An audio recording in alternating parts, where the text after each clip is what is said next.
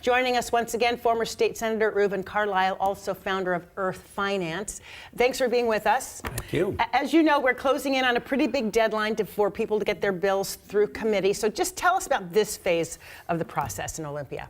Tension, nervousness, hopeful optimism with a sense of doom that there's a gigantic deficit. It's sort of like a haze of tension and cloud over the reality of spending. And just the scramble, because not all of the bills are going to make it out of committee, and then it's on to next year, but the ones that do actually have a chance. Right. You are tracking a couple of big ones. One has to deal with recycling, the other with electric vehicles. Tell us about those two big ones. Absolutely. So Representative Liz Berry of Seattle and Senator Liz Loveland of Anacortes have been working really hard for a number of years on the issue of recycling. So if you think about extending it to rural and suburban areas, we have so many single-use plastics. It's a big issue in Olympia, but a lot of power in the waste companies. So real tension, but a lot of progress on that issue. Okay, and what about electric vehicles? So you know what, in Washington State, it's super interesting. Tesla is the only brand of EV only that you can actually go into a store and purchase. So there's legislation that would actually allow all of the electric vehicle manufacturers, like Rivian and Lucid, all the others, to sell directly to consumers. But I'll tell you straight up, the auto dealerships, which of course are statewide, Puyallup, Shoreline, every community in the state, are super powerful. They're really reticent about that bill. So very tense policy debate. It's interesting. A lot of people may not realize that those other brands outside of Tesla that are EV, you have to buy online. Yeah, and you can't even test drive it, and you can't talk about price. They don't really have full stores. Interesting.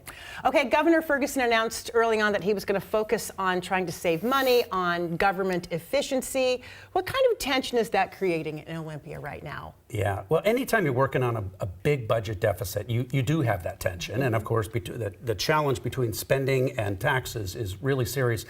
I think everybody feels strongly that you have a responsibility to the public to make sure that you're overseeing the public tax dollar effectively and efficiently. But that's in theory. The reality comes really full force once the budget season is in high gear, which has really kicked in now. So the challenge in theory is great. Everybody wants to scrub the budget, but half the budget's public education. Right. A lot of it, of course, healthcare, prisons, parks, these really popular and important public programs. So it gets very tense very quickly, and so it's not cut and dry how that's going to unfold. Or arbitrary, and I think I heard one idea that what if we just take a certain percentage from every single department? It can't even work as simply as that. I mean, it's because some of these programs are huge. Yeah, and like Governor Ferguson, that's right, and Governor Ferguson recently has asked state agencies to kick up their planned cuts across the board in their agencies, so it gets hard.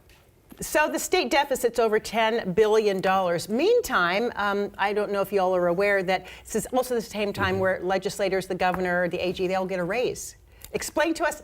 It works that way for a reason, which voters approved. It's true, but it's a very no good the timing perception. Is not so great. Not a good timing, exactly. But it is an independent commission in Washington State, approved by the voters in 1987, constitutional amendment. So this independent citizens commission sets the salary for legislators and all the statewide elected officials.